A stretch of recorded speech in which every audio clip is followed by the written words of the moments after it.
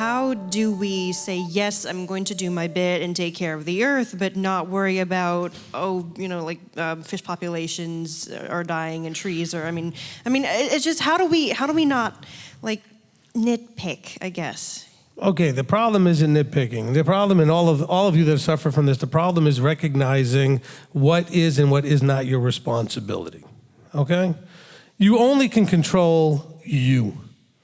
You'd like to control everything around you, but you can't.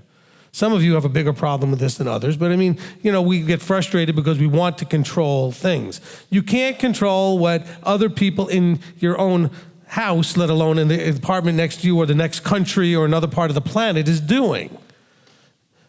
But what you can do is you can be respectful to not, for example, don't just let your water run for no reason, okay? Or to go ahead and recycle if you can recycle. The things you can do. Is it going to ultimately make a big difference? Not by yourself, but if enough people do it, it might make some difference. I'm confident, though. See, remember, we are those who believe.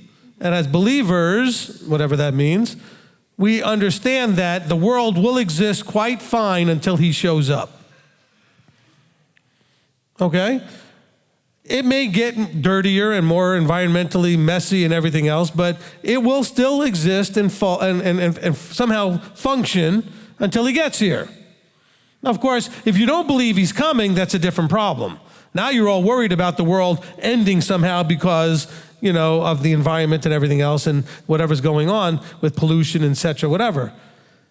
That may be one of the things that is causing some of the downfalls, plagues, and problems by the time he does show up. But we're all looking forward to him showing up and fixing that ultimately. Now, that doesn't take away your personal responsibility to be respectful of the creation. Don't let it stress you. Don't let it frustrate you. And don't get overly upset with what everybody else is doing. But you certainly can be respectful and make sure you're not wasting as much stuff as, say, the next person might be doing. Okay? But this is only that which you can control, which is you. All right? And be satisfied that that is pleasing to your Father, that, it is not about being environmentally minded and everything else. He created all this stuff. Why would you not want to treat everything he created with a certain level of respect? He made the flowers and the trees, made the birds, made the fish, made everything. Why would we not treat these things with a certain level of respect? So I'm all for that, okay? But the advocacy problem becomes an emotional problem, and then we get angry, and we get bitter, and we worry, and we panic, and we end up with all kinds of fear. The fear-mongering that we see happening in the politics, where the world is going to end in 8 years if we don't figure out how to fix climate change. It seems like nobody's paying attention to the fact that you're not going to get anybody or enough people to do anything. We can't get. When did we ever get all the people on the planet to agree to do anything? Never. So if that's the problem, see, this is why I don't understand why we're not focusing on dealing with the absolute unstoppable results of what's happening. Because it's going to happen. We're not stopping it. Whatever is happening. Now, we could argue about what's happening or not happening, and that's a whole different argument. But I don't understand why the focus isn't on what to do with the new reality that these things are happening, instead of worrying about what's causing it, because we're not stopping it.